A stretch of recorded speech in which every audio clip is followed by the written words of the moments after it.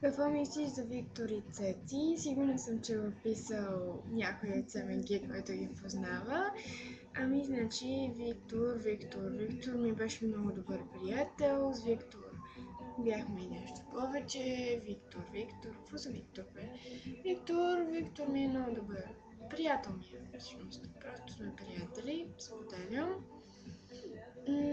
Когато скъсам с някой и винаги му споделям на него, защото той знае как да ме развесели, а той винаги знае какво е положението и казва някакви тъпи простоти, нали, които дори не ги мисли. Това ме забавлява, а пък Цецо ми е много добър приятел.